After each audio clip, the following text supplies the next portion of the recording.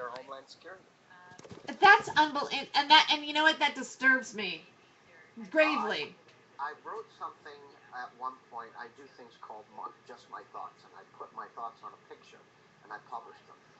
And this one went. I don't know. I don't remember exactly word for word, but when it becomes oh geez. Anyway, I'll try and remember it for the show because it's it, it plays right into that. But basically, when it becomes tyranny in the eyes of the government to basically follow the thoughts and the actions of our founding fathers, then tyranny is no longer a question; it's a fact. Yeah. I wanted to let you know that I also I live stream my show over my Ustream. I did start it already, and so are you cool with me actually maybe filming this particular part of us talking before the show? You do whatever you wish. I'm all game. I Okay. told you that. Okay, cool. I just want to make sure, I don't want to just, let people not know that I'm actually starting to record right now. I like to do, when I do Hollywood Hemptress Hour, I'm just, all this technology and the ability to film and all, and make videos, I love it. So I experiment with live streaming from my cell phone, you streaming it behind the scenes of my shows. And then, like, when I do my monologue, it allows me to film it, and then I edit it into a video and put that out. And, sometimes it's funny, or sometimes I have a good point, I think, and it just kind of showcases, and it gets a message out. Whatever the topic is, and then it also advertises the show, I think. And I really I enjoy, so I'm experimenting with all kinds of different mediums right now simultaneously. Well, how do you learn things if you don't? I mean, experimentation is what made this country great. And if you don't step out of your comfort zone or out of the normal box every once in a while and try something new, then life becomes very bland and very vanilla very quickly. Yes, it does. Yeah. So well, it's 10:55 now. They're probably going to wrap it up here in a moment, but I'll give you a cue in, and then of course you'll see that that the other studio is connected to it. It'll say Studio A on our Skype. So be Well, I'm connected. just going to wait for you to cue me in. When you say something like, and how are you today, Roger, or, whatever, then I'm going to start talking. Your biggest issue is going to be, how do I find his off switch? I'm kidding, obviously. Right. But I do have no problems talking. And believe me, with the Liberty Beacon Project growing the way it is, I have plenty to talk about. Well, I heard I heard you well, we did the one show with Barry Prince, and so I knew then that you were a great guest, because you just had so much to say, and it's so smart with it. I appreciate that. There are those who would probably tell you that you're wrong, but I won't be one.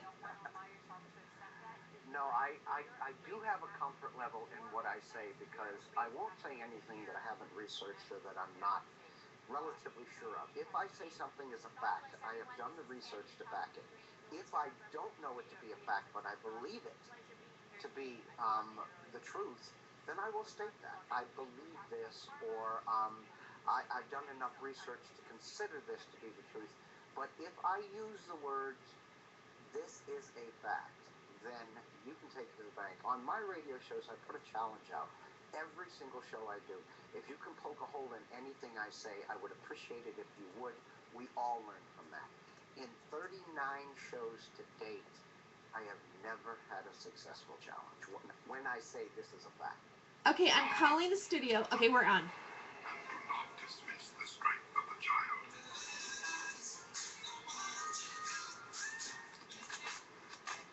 Yes, every Revolution Radio, come join our very own eye investigatrix, Monique Lasan, with her Private Eye X-Files.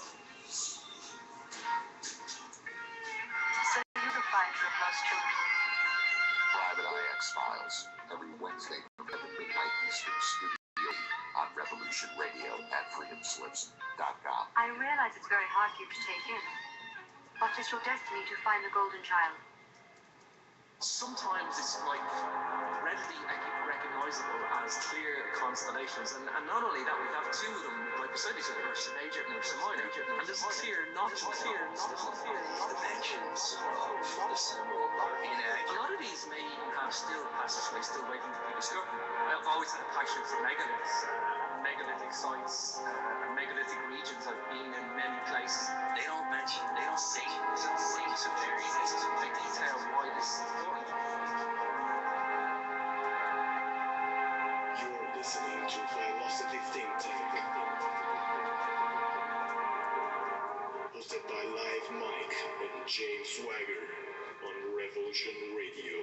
Enjoy your extra big ass fries. You didn't give me no fries. I got an empty box. Would you like another extra big ass fries? I said I didn't get any. Thank you. Your account has been charged. Your balance is 0. Please come back when you can afford to make the purchase. I'm sorry you had Come trouble. on. My kids are starving.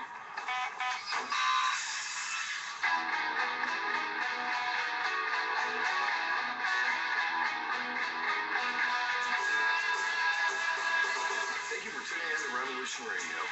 Here at Revolution Radio, we believe in freedom of ideas, freedom of speech, and above all, we believe in freedom of existence and self-reliance. This station is 100% listener supported and has a fundraising promotion I have a kick-ass free gift for a $100 donation. 35,000 seeds. 25 years in the freezer. Long-term storable, 54 different varieties. So if food prices go crazy, it's the fan, or you just want to save tons of money every year by creating your own food like I do, grab our seed pack specials. Just look for the banner on the homepage at freedomslips.com. Don't be a statistic. Don't be part of the problem. Be part of the solution.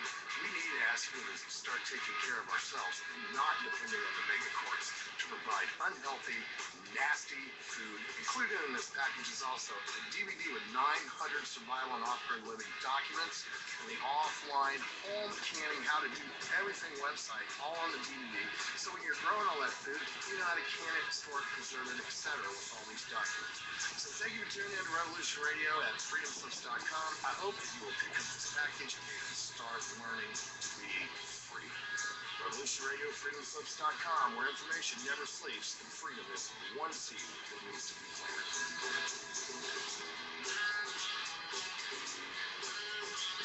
Are we going live?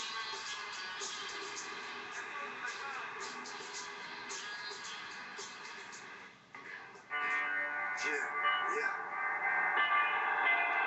It's the freedom of choice. You see, I grew up in America. I grew up in a land where phrases like, I have a dream, meant something. I grew up where I believed that freedom existed, that that's what I was fighting for, that our founding fathers made America the land of the free and the land of the brave. This is America, damn it, and I'm taking it back. And now your host, Terry Joyce. Welcome to the Freedom of Joyce show on Revolution Radio. Thank you for tuning in and listening today. And I'm really excited about this show. I've got a fantastic guest coming out today that I think hopefully that you're just going to find very informative and you're just going to love. So that's going to be coming up here in just a moment. Also, we are listener supported here at Revolution Radio. As a matter of fact, I think we're the most popular listener supported station I don't know what that means exactly, but I'm pretty sure we're popular. Uh, and please do support us and make a donation at our website at freedomslips.com. And keep us going here with all these great hosts that we have, two different studios, Studio A and Studio B, and keep our voices out there for people to listen to, because there's a lot of really great and wonderful information that Revolution Radio has. So please do support us, and we want to thank you, because we know that after you hear this, you're going to go, oh yes, and you're going to automatically donate, and so I'm already thanking you for that. So thank you.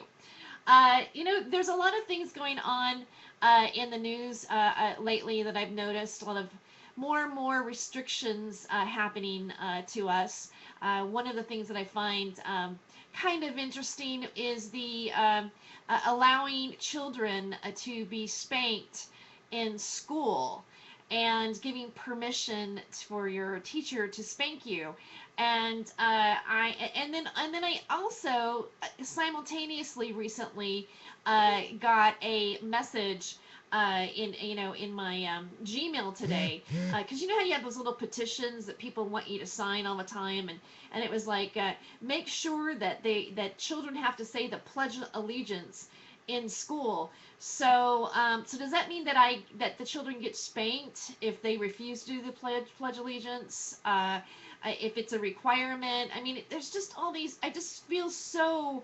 Oh, I pledge allegiance to the flag of the United States of America. And believe me, I love America, and I, of course, automatically, who doesn't know to put their hand over their heart, or whenever you go to every baseball game, or, but doesn't it feel a little bit like conditioning? I don't know. Is it me? Or, like you start off in kindergarten, I pledge allegiance to the flag of the United States of America. I don't know. Again, I like to be patriotic to my country, but I don't really care to think that we're in a regimen, or children are have a regimen that if they don't abide by, they can be spanked, and then the responsibility of our children is now being more and more up to the institutions, and not the parents. I don't know. I don't have children personally, but if I did, I would not want them to spank them. I mean, what happened to timeout? Timeout doesn't work anymore. I guess, what is it? Like, we have timeout, we just think we're just taking a vacation or something. I don't know. Apparently, timeout is not okay, and they're wanting to spank our children. So I don't know if there's anybody later on in the chat line that has some thoughts or some opinions about that, or you want to call in the second hour and voice your opinion on what you think about children being spanked by their teachers and the principals. I don't know. Detention always worked pretty good. I think detention works. I don't know, but physical, well, I almost said the word assault. I don't know. Is that appropriate? Physical assault to behave? Is that an appropriate term to say? I don't know. One of the things that I find interesting with that is, like, it looks to me like we're being indoctrinated to accept other things, like our police. Does that mean that later on in life it's okay if the police smacks us, or hits us with a baton, if we're protesting, or if we're not in line with what the government believes that we're supposed to be doing?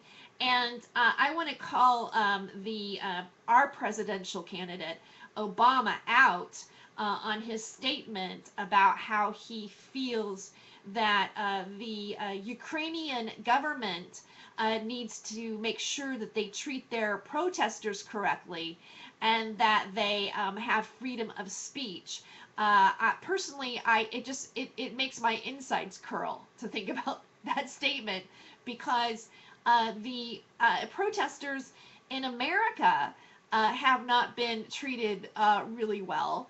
And the cops look like RoboCops, basically.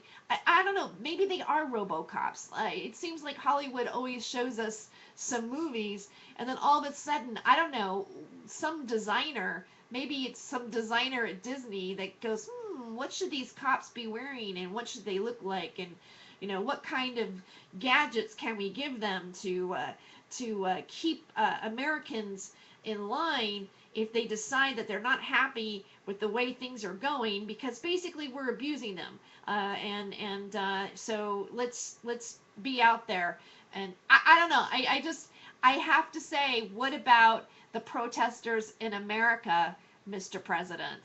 And speaking of presidents or candidates that we feel that we want to elect into office, which now I'm beginning to wonder if we even elect anybody, if the election process is really happening or not. I kind of think maybe it's not. I feel that we're able to change things on the local level.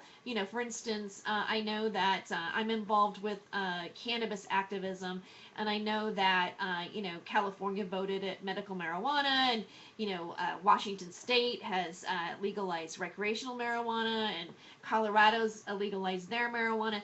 And then you have all these other, like later on a law passed, and then you have city council or government trying to take those rights away or having a revision on them, and there's always this inner battle for people to protect the thing that they actually really voted for, which I find it interesting. I wonder if there's like this think tank that goes on and go, well, they're trying to get away with this, but let's figure out how we can make it so they can't get it. Yeah. Oh, what was that law? Check those books over here. Oh, okay. Well, we'll give them this little hurdle to make them go through and spend money on to actually like keep the things that they actually really want in their city or government or state to happen.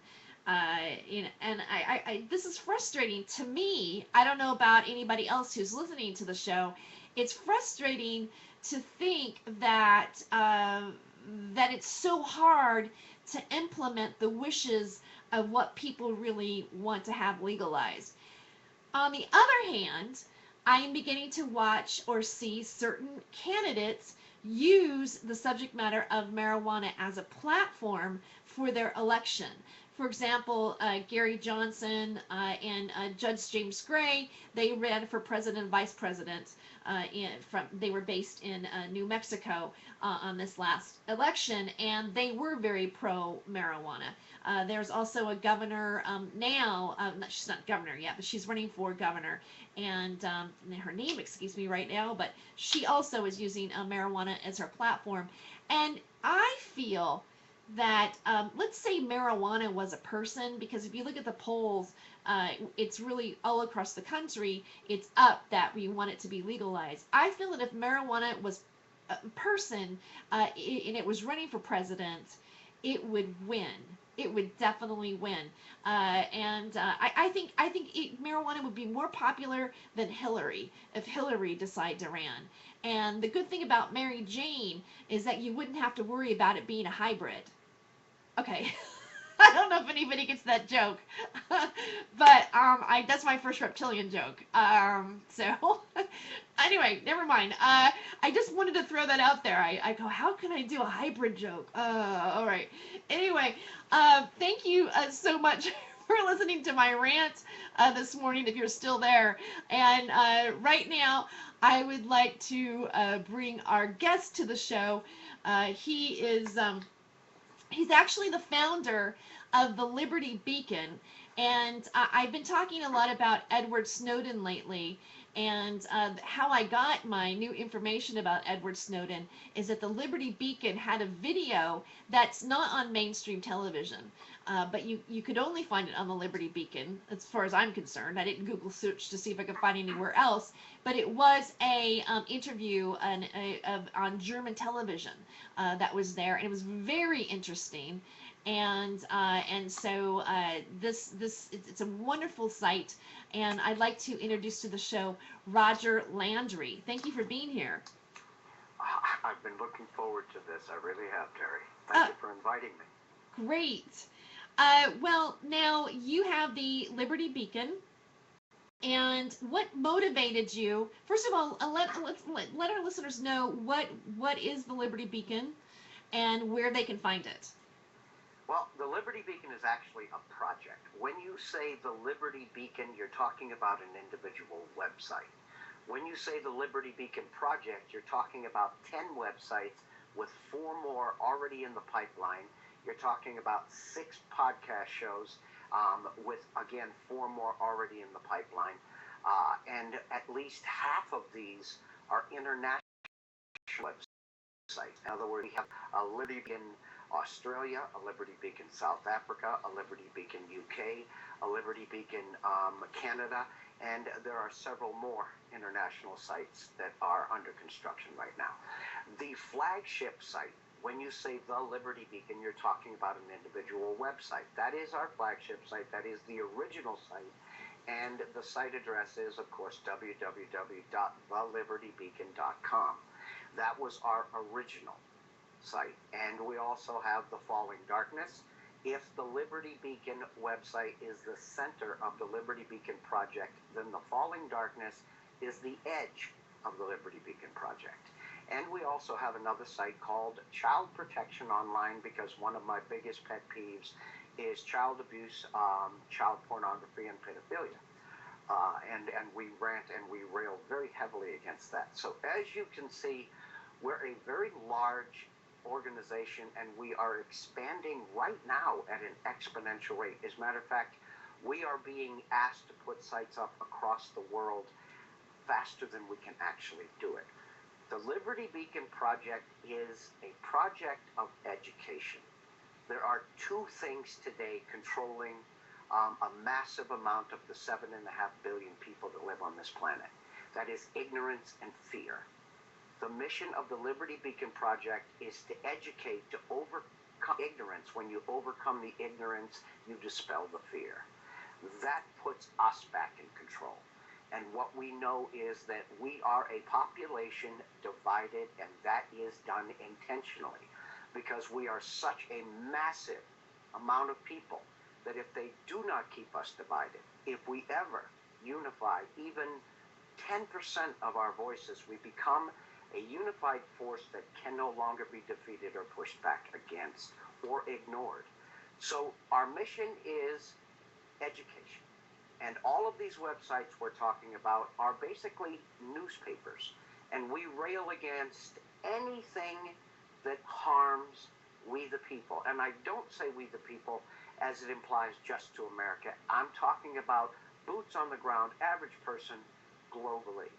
And we do understand that through keeping us ignorant, basically through mechanisms such as the mainstream media, and keeping us in fear, such as every Muslim on the face of the earth is out to kill everybody else, this is their control mechanism.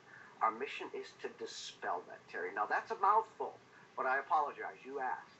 No problem. I take as much time as you want to in terms of explaining.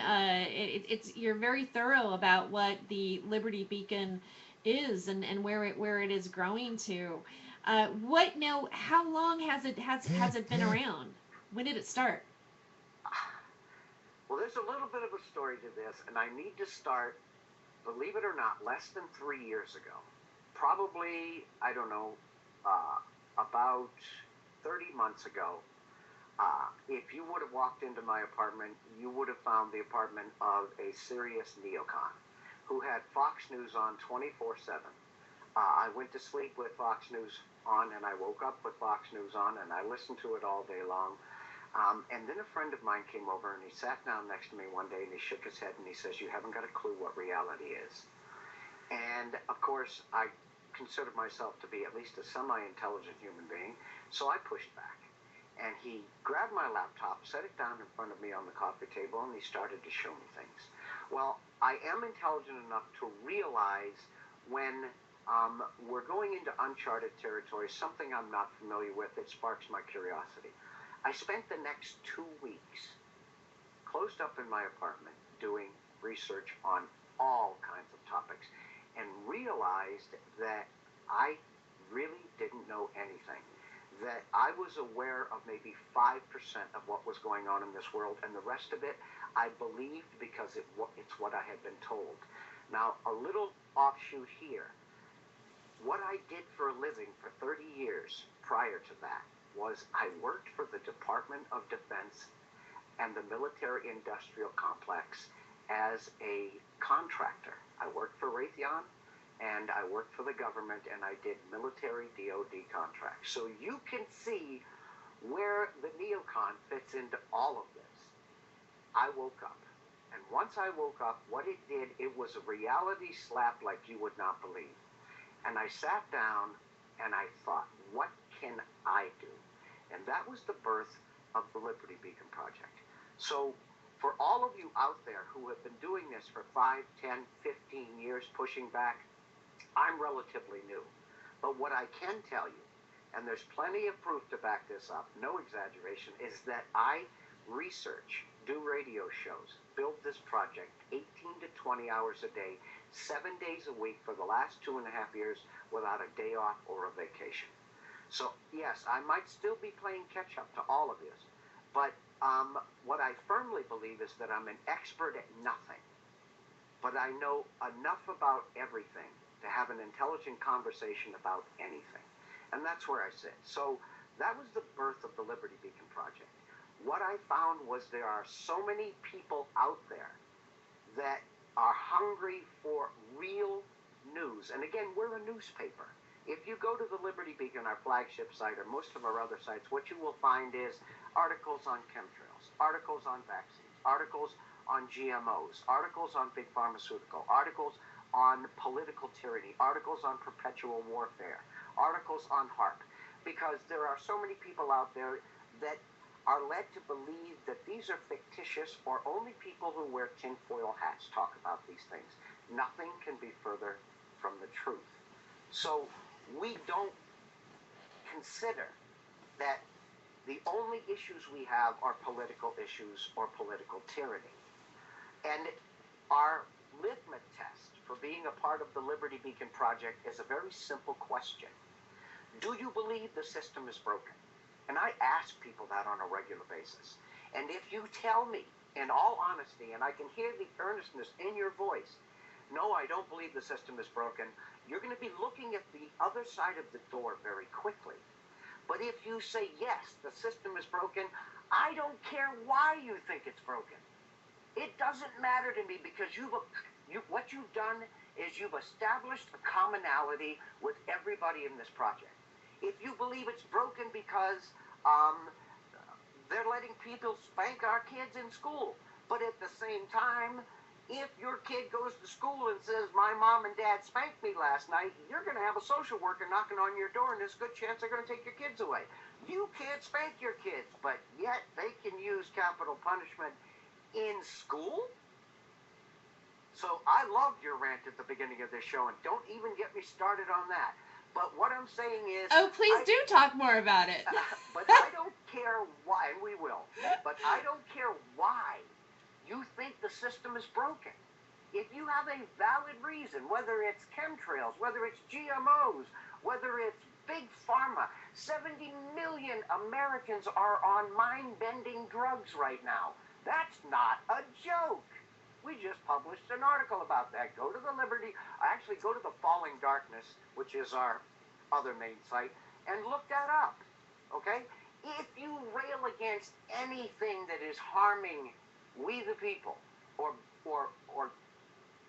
pushing us into fear, or keeping us ignorant, then we have a point of commonality, and that's all we need. We have so many liberty-minded groups, so many GMO groups, so many anti-chemtrail groups spread out across the world, and they're all pushing hard. But they have no significance to the elite because they don't have a big enough push. The mission of the Liberty Beacon Project is by January 1st of 2015, we will have a minimum of 50 websites set up across this planet. We're expecting to have a lot more with the results we're getting and all of the requests we're getting. We will have the largest independent, boots on the ground, grassroots network ever to have existed on this planet. This is happening, people. It's not a joke. It's a fact. And once we can have that point of commonality across the planet, be amazed at what we can accomplish. Because our biggest failure right now is not that we're not trying, it's that our voice isn't big enough. Well, one voice can speak, but many unified voices can roar, and damn it, it's time for we the people to roar. This is what we're trying to do, Terry. Well, I think it's really wonderful, and I really just love the Liberty Beacon.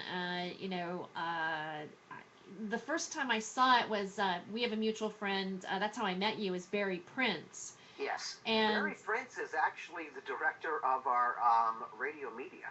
oh, Yes, he is. wow! I hadn't realized that. He went because I was on the show. I was on his first show that he did on another network, Mm-hmm. and you were on the same show. We were talking about Fukushima. Yes. And then I met him through somebody else in Canada. I don't need to go through the whole chain of how we all know each other, but and now he's a director of radio for you. He's really stepped up quick. He's one of these people who, again, he's been pushing back for a while. He doesn't have the history that a lot of you out there will have and can lay claim to, but he's like me.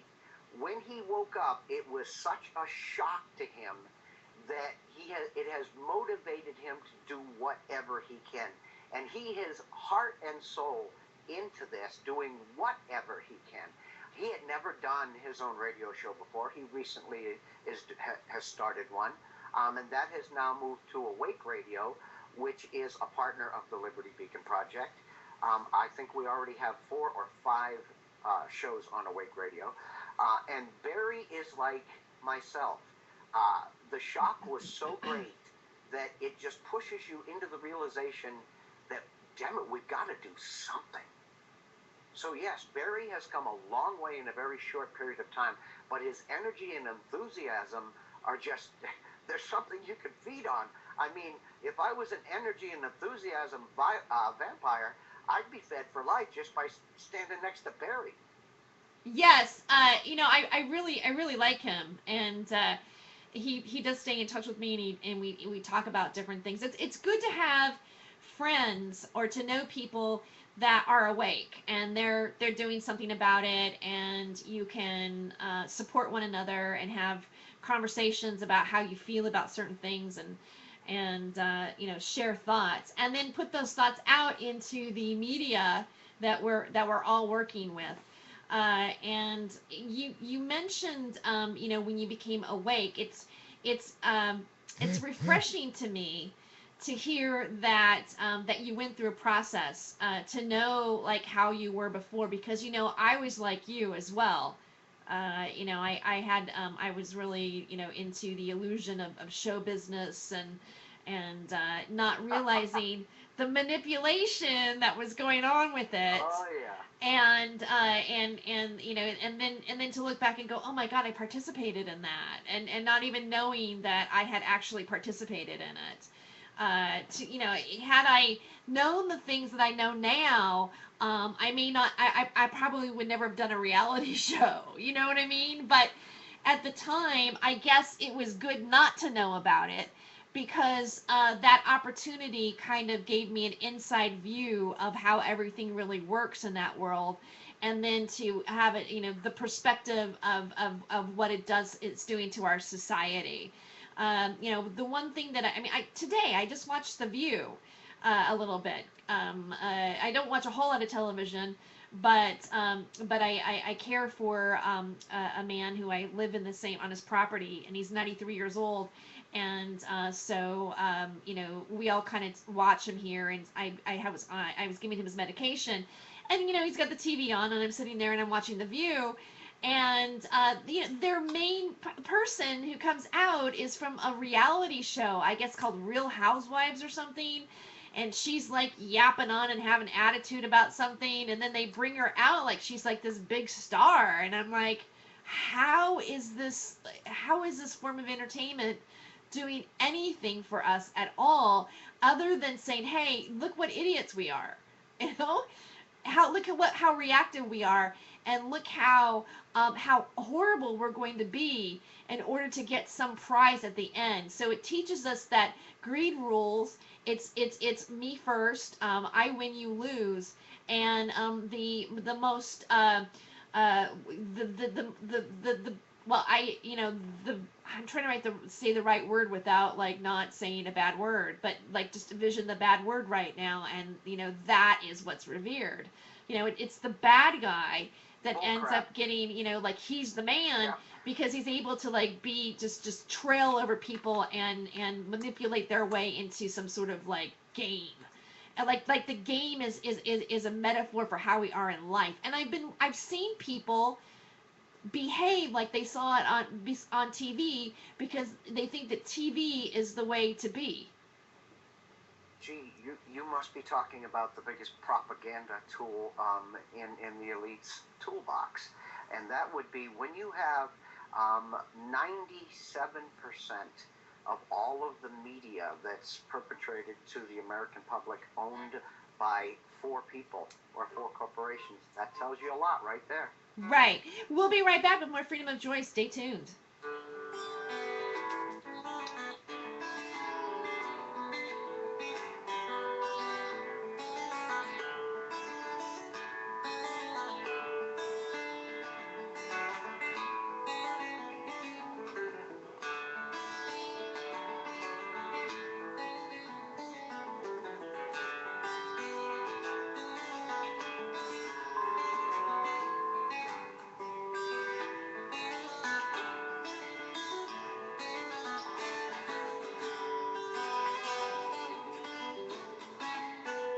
Listen to Revolution Radio at freedomslips.com. We'll be right back after this message.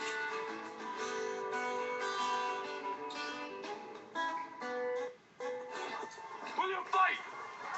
No! We will run! We will live! Shame on you. This could be the greatest night of our lives.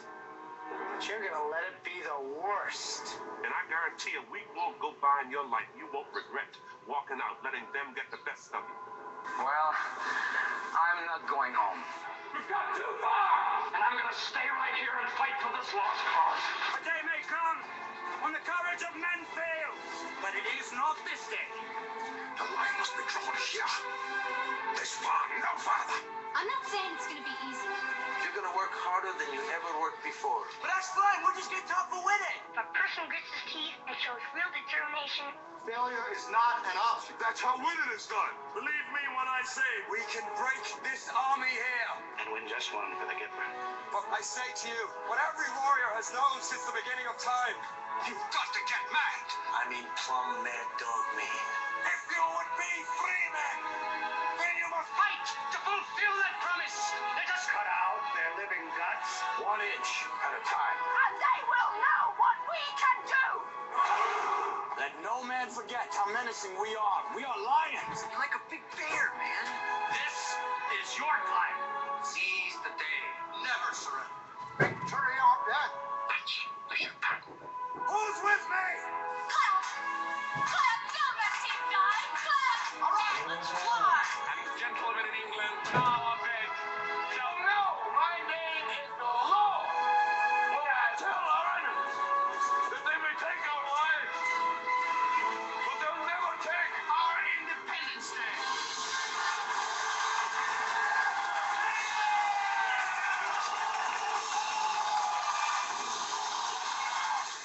Revolution Radio, freedomslips.com. One world coming together to bring freedom home. You don't need to expect us. We're already here.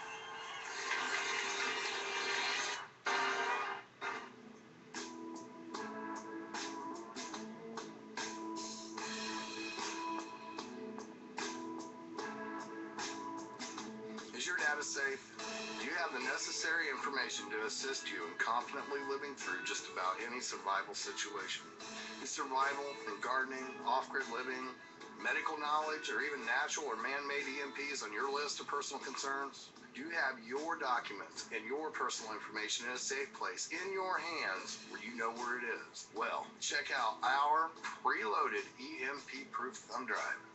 Over 3 gigs of survival documents and how-tos, plus the USDA offline food preservation website, and much, much more, including a surprise bonus we just can't tell you about here. With plenty of room left over to store your most important documents. Imagine if a megavirus or computer failure took out your bank, or all the banks for that matter. Are your banking records safe in your hands? So when they get things fixed and repaired, you can say, hey, look, this is what I had. You have it, I want it back. Is your personal data safe? Family records, addresses, phone numbers? Well, squeeze on over to freedomslips.com. Yes, that's www.freedomslips.com. Click the banner on the homepage for the EMP-proof bullet drive to get the full scoop of everything that we offer. So, folks, keep your data safe for your peace of mind. Revolution Radio, freedomslips.com. You don't need to expect us. We're already here.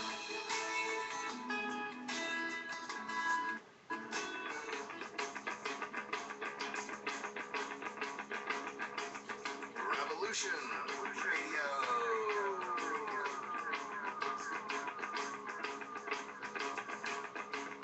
You're listening to Revolution Radio, freedomslips.com, 100% listener-supported radio, and now we return you to your host.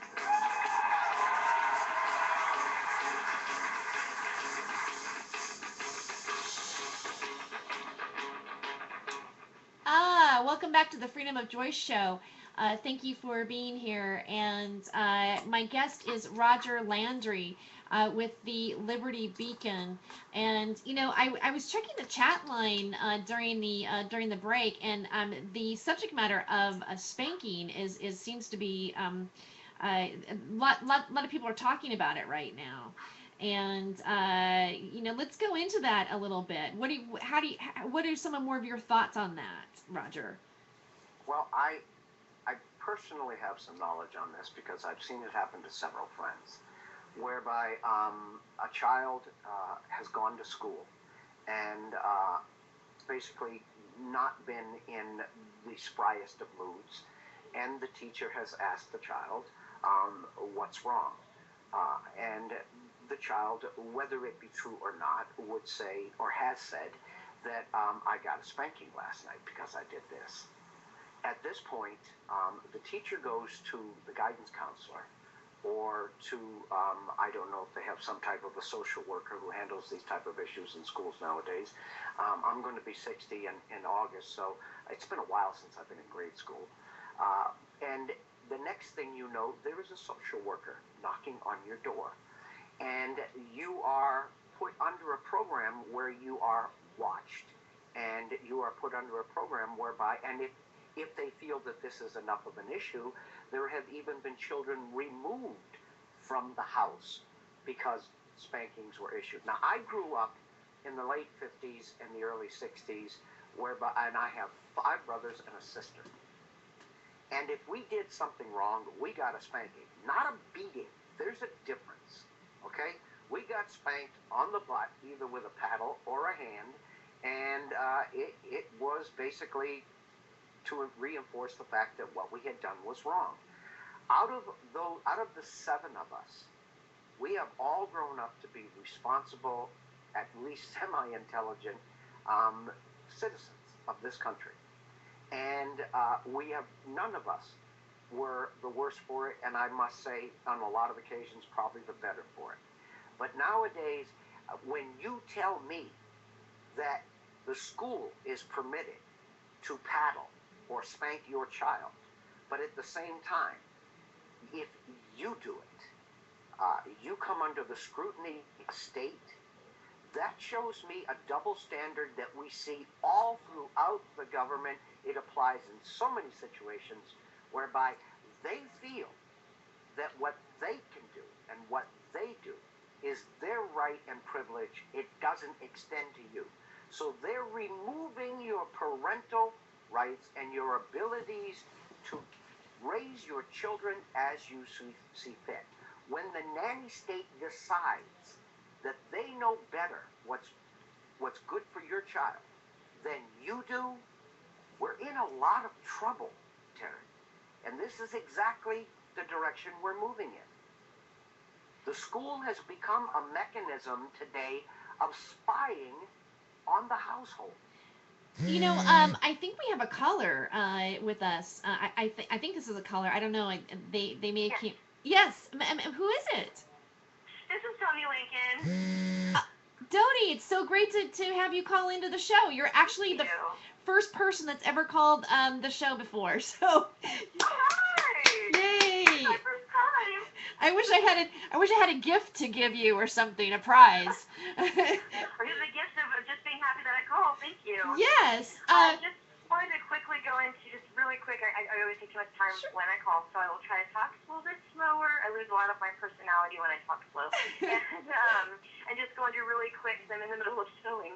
But I read the book Children Are From Heaven, and ironically, a military child psychiatrist gave it to me. And we did the spanking spoon thing, which I learned from someone at my church actually. And we did the spanking spoon thing. I did 5 seconds. The book they say like 3 seconds, which I just found for a child 3 seconds was just not long enough for them to stop what they're doing, weigh out consequences, and things like that. Which these children at this young age they know how to do. And so I did a 5-second countdown, which was the countdown to destruction, is what I called it. And there's no half count. But to this day, my daughter's 15.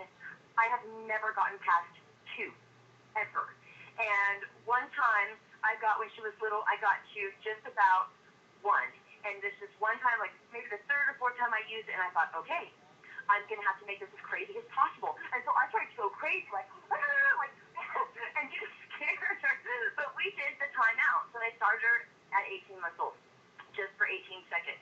And we just started like that so she would get used to it. And by the time that she was 4 years old, my brother said he'd never seen anything like it. She was like in timeout. She was like, "Can't you just spank me?" Because she would rather have been spanked than sit in the timeout. And I only ever had to use my spanking spoon twice, ever.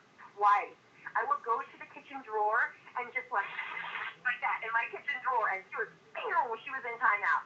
And my daughter was an honor roll student. She's a very good kid. She was just on page of Instagram, and she's been on commercials, and she's just an honor roll. She's just amazing. And we laughed to this day about the spanking spoon because when she was 8 years old, I found every large spoon I owned in the house under her bed.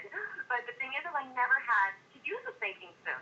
I only used it a couple times ever. Once when I first did it, and then later on just to reinforce that I did still have the power to use the spoon. Other than that, I never had to get physical with her. Just took a couple of times. And other people would think, "Oh, your daughter is so well behaved." And I used to joke around, I beat her, but it was a joke. But at the same time, there was enough time for her to decide. 5 seconds was the countdown, and I called it the countdown to destruction because you just don't know what mom's gonna do. Don't get there. And I was 13 years old, and we were in it was like hometown buffet. I had a sewing shop next door, and so we had gone over there for dinner, and she decided she's gonna do her 13-year-old thing, and she's gonna throw a tantrum, and then she decided she's gonna get up and walk away. And I said, "Sit down now." And she was, I don't have to do anything, tell me to do. She's 13 time.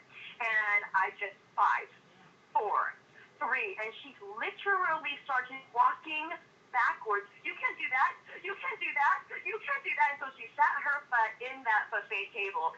And I looked at my husband like, I can't believe that just worked. But I mean, to this day, she doesn't want to find out what happens if mom gets to 1. So I just want to say there is the medium path with like non-spanking. I agree with what your guest is saying about they were better for it. We got spanked when I was a kid. I didn't do as bad as like what we were done, but it just needed to be organized. And she oftentimes does not understand a lot of the kids around her because they are out of control, and she's not.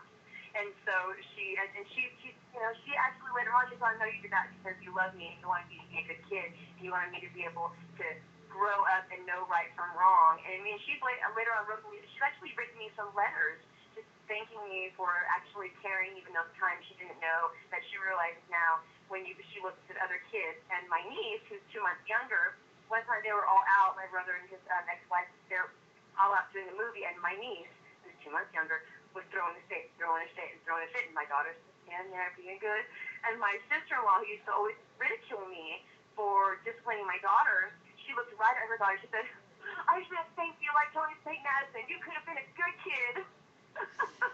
Well, I mean, I appreciate you sharing, how you disciplined her, and it's interesting to hear how she, at 13, she still responded to what you were doing, even though she's almost, I mean, she's 5 years away from voting. I mean, so. Right. She's 15 now. Oh, she's 15 now.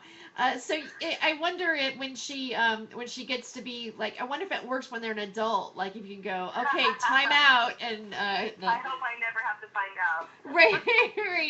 right. Well, Gee, I really appreciate you calling in. Roger, do you have any comments on what is it, Dodie? Tony. Okay. Yeah. Roger, do you have any comments on what Tony said? I don't know. Maybe we lost him for a moment. Roger? I do. Oh. And what I believe is that each and every parent knows their child better than anybody else and knows exactly what they're going to respond to. So when you know what your kid's going to do, yeah. When you have a mechanism like the state stepping in and saying, we know better than you can't spank your children or we're going to take them away, but yet we're going to spank them in school. What they've done is they've assumed your role as the parent. So, no, I totally agree. And I put my foot down when someone called CPS on me, and CPS showed up at my house. I put my foot down. Number one, I had my daughter wanted to answer the door in her Japanese anime costume with the long pink wig, which she did. But I told them when they asked my daughter, well, are you afraid of your mother? And she kind of laughed and she said, no. I made sure I stopped right there in the middle of that correspondence. And I said, you know what? She should be afraid of me. You should be afraid of me. I'm not going to let some state person come in and make my child think that they don't need to fear me. You should fear me. I'm your keeper right now. I'm your protector. I am the first. I'm the only one on your side. So I even made sure when the state was here that my daughter, and they knew that I felt that she should be afraid of me to a certain respect. And when they came to my house the second time to interview my other child, I wouldn't even let them come in. I said, no, you come in here, you try to take all my parental authority away, you make these kids think they have a little 911 call whenever they don't get something they don't want or they don't like something. No, you can't come in my house. And she just looked at me and I said, you can take that back to your supervisors and then they can call me if they have a problem. I never heard another thing from them. Tony, why were they at your door investigating? We had taken, we went to court and took all of my husband's ex-wife, all of his kids, and then in addition, we took all of them. We went to court, we took them all. And so she was moving away on an internet thing, and we took the kids. And so she was just kind of lashing out. Some people had come and removed our daughter from our house without our knowing innocence, kidnapping her, and took her to the hospital, and they diagnosed her with the sore throat and gave her a recommendation for Tylenol. So she was just grasping at straws and trying to have the children removed so that she can have them flown out to New Jersey or New Hampshire. And so she was just lashing out. It was just that type of thing. And, there wasn't, I had no fear. I had not done anything wrong. So it was just kind of one of those things where, I probably was just standing my ground because, my ground was solid. What do you guys feel? I mean, here's another thing that gets me about what's happening to children is they're also being medicated. So right. If they're not, we all have a Prozac deficiency, didn't you know? Right. Well, yeah. I mean, obviously, compared to the nutrition that we get, right. Based on what we have options to buy right now, we're probably deficient with a lot of things. It just seems like to me, I guess like they give children Ritalin sometimes, if they have attention deficit disorder, and there's all these things that you can be diagnosed with now and be medicated. So I just think it sounds horrible to have to be medicated because you're out of line, because you're a kid, because maybe you're a little hyperactive, and then because at the same time, thinking, or because you don't want to. I say get better teachers then. Yes. So I don't know. Let teachers do their own thing would be more of it. The state is also controlling what the teachers do. I have a friend who teaches 5th grade, and she literally has to put on an act when they come in, and she actually trains her students to comply with this act that she puts on. And when they come in to view her classroom, all the students put on this act, and when they leave, they go right back to doing what they were doing before. but that is how they train their teachers now. Now that the no child left behind, which is really like the no smart kids move forward act. But yeah, I find that same thing, and with the teachers not being able to really do anything. You know, they put me on Ritalin in high school, and I was a cheerleader. You don't put cheerleaders on Ritalin, but literally by sixth period, that stuff had worn off. I was throwing my pills. I was bouncing around the classroom. I mean, I was way worse by sixth period than I ever was before those medications, because they don't have a half-life, which means when you stop taking them, they stop ceasing to work. And so basically I would just be like, you know, out of control until somebody eventually got into my backpack and stole my pills, and then I never I never took them again. Unbelievable. But, you know, like Cat Williams says, you know, they put his kid was happy, and they put him, he's too happy, and they put him on the Ritalin, and he puts the kid on the Ritalin, and he's sitting in front of the cartoons, and he goes up to his son, and he says, "What are you thinking about?" He said, "Running." Fair enough. Well, Tony, thank you so much for calling in and participating in the subject matter. Is there anything else that you'd like to say? No, that was it. I just wanted to say I really agree with what your guest was saying, and with the state coming in, I would say to anybody who's dealing with that kind of stuff, stand your ground. You're the parent, they are not. They don't know your kids, they do. And I tell you what, I did all that with them, and by the time they left my house, they wanted my daughter's autograph, because they just said that they thought that she would just be famous one day. They just loved her. So don't be afraid of the state. You have to be part of being a parent is being strong and standing your ground. And when they see that, and they see that protective nature over your children, I think that's what shines through. Because it actually, you know, I just stepped out on a limb and I just did it, and they seem to respect me for it. So that's all I would say. Oh, well, thank you, Tony. And you know, one thing that I learned from you today is I didn't know Instagram had a celebrity. Yeah. Wow. I know nothing about Instagram. I just find out what goes on, you know, when my daughter is talking to famous people, or when she's getting on the celebrity page, and she's got a whole bunch of people that love her. So. Oh, cool. Well, thank you so much, and have a wonderful Friday. Thanks. You do the same. Have a good weekend. Thanks, and thank you to your host. Thank you. To your guest. Oh yes. Thank you. Thank you, Roger. Thanks. All right. Bye. Bye. So that was that's the first caller I've had. That was exciting. And she obviously had something to say. Yes, yeah. It's interesting to listen to, you know, what her process is and how it worked for her, and also the fact that she had, you know, the government, or you know, whoever the authorities were, social services, asking her child if she felt safe and things like that, just basically over, it seemed like a dispute between her husband and his ex, which is kind of it's kind of a intrusive. Any accusation that is made to any child protective services, they feel it is a necessity that they step in and mitigate. And I've seen this carried to extremes that have literally destroyed families. And like I said, I've been very close to it a couple of times, and the things I have seen basically harkens back to a state overstepping its boundaries beyond anything I could have imagined when I was a child. Yeah, I just, the one thing that disturbs me the most about the subject matter is just giving that kind of authority over to an institution. There was something that somebody sent to me in the, also a little bit of something in the chat line. I thought it was kind of interesting, and it was titled, UC Berkeley exposes elementary kids to a giant, I'm going to call it wiener, because I'm not sure what I can, you know, call it here on the thing, but it's spelled the other way. But here on the article, pin the tail on the anus game. This kind of seems sort of odd. A group of elementary and middle school students touring University of California, Berkeley last week were exposed to a man with a giant wiener costume and school-sponsored sex games. All day long, little kids were prancing by the Dental Dam demonstration, sex-themed games of chance, and the guy in the wiener suit. Student Claire Chiara said in an interview with Campus Reform Thursday.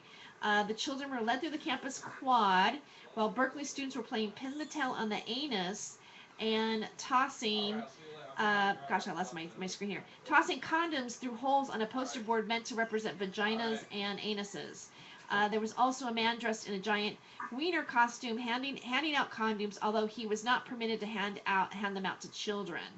The events were not spontaneous but pre-planned as a part of the school celebration of National Condom Week. Every day of the week, we have kids aged 6 through 18 touring our school, which is fantastic, but not during the National Condom Week, Ciara said. It was poor planning on the part of the Tang Center to put up the sex ed tent in front of the Sprout Hall, as that is the most popular spot on campus for tour groups on top. What do you think about that, Roger? Do you think that that's inappropriate for young children?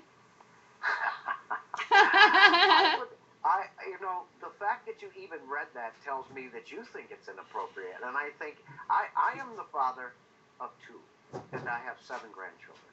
And had any one of them come home and told me that they had gone on a field trip and been exposed to something like this, you want to talk about a pissed off individual? You want to talk about somebody who would have been making phone calls? You want to talk about me asking why? This is not something you expose children to. This is not something that... Sex education is one thing, but what you just described is a virtual circus. And what you're doing is putting thoughts into the heads of these children that don't need to be there at this point in their life. Do I believe they need to learn about the birds and the bees? Goes to show you how old-fashioned I am. Yes, I do. Yeah. Do I think they need to learn about biology? Yes, I do. Do I think they need to learn about relationships? Yes, I do. But exposing them to big pictures of vaginas that people are and anuses that people are throwing condoms through, and a huge guy, a guy dressed in a huge wiener costume, to me, you've crossed a freaking line. And somebody should have answered for that. And if nobody took them to task for that, where are you, parents? Where's your freaking head at? Yeah. That's just plain wrong. Well, That's my opinion. Well, good. I agree with you. I feel that it's inappropriate to do that to young children. And if you are going to be talking about safe sex or sexuality with someone who is a teenager, I know I'm not. I mean, sex education in school. If you're at an age where you might actually be engaging in sex and being informed in how to conduct yourself, or however, in my opinion, I'm open-minded to that, being that it's done in an appropriate way, in an adult way. But who needs to be dressed up in a wiener costume? I mean, that's like little kid stuff. And even for it's like, well, maybe for Halloween or an adult theme party, you might have somebody come in like that. But I don't really see how that's going to be educational for children at all. I myself find it to be inappropriate. So. It has angered me. I was not aware of this, and when you read it, I could feel my heartbeat picking up. I could feel the blood rushing to my face. This is just plain wrong. It is. It feels like we're losing control or liberties. I mean, however you want to look at it, in all different forums. Our educational system is concerning me. And again, things like this is concerning me. Because this is our future. This is the future of how children are educated, how we're brought up, how we feel about being oppressed or hit or. Terry, I did a show last week with a 14-year-old, who was 13 at the time, who wrote a book with her father about democracy and capitalism. And I guess we can talk about this on the other side of your break. Yes! Darn it. We'll be right back.